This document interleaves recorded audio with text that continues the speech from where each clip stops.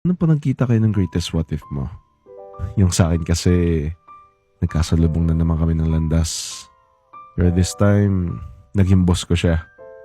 Itong story ko na to is about sa boss kong 3 years ko naging jowa. Kaso, mas pinili niya kasi yung career niya kaysa sa akin. Kaya, iniwan niya ako. Pero hindi niya alam, anak ako na may-ari ng company namin. Hi, ako si Tristan. 26 na ako ngayon at nagtatrabaho sa GenCorp.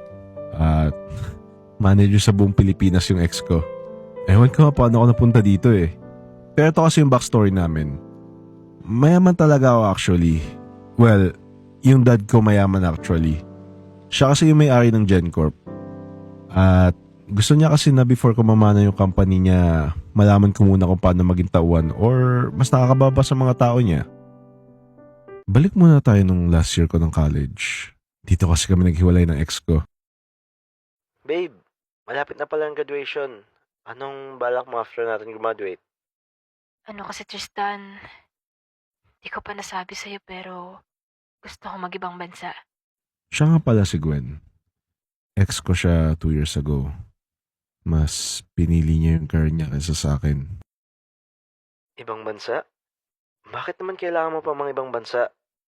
Babe, alam mo ba kung gaano kababa mga sahod dito sa Pinas? Hindi mo naman kailangan ng mataas na sahod eh. Paano mo naman yun nasabi? Bakit? Ikaw ba magbabayad sa mga pangangailangan ko? Dito sa part na to, lagi niya yun sa akin ginagawa.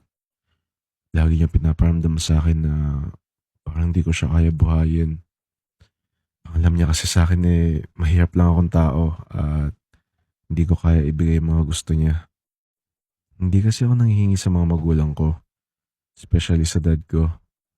May gusto ko siyang patunayan sa sarili ko na kaya ko mag-isa at hindi ko kailangan ng pera galing sa dad ko. Pero sa ibang way yung tinitignan ni Gwen.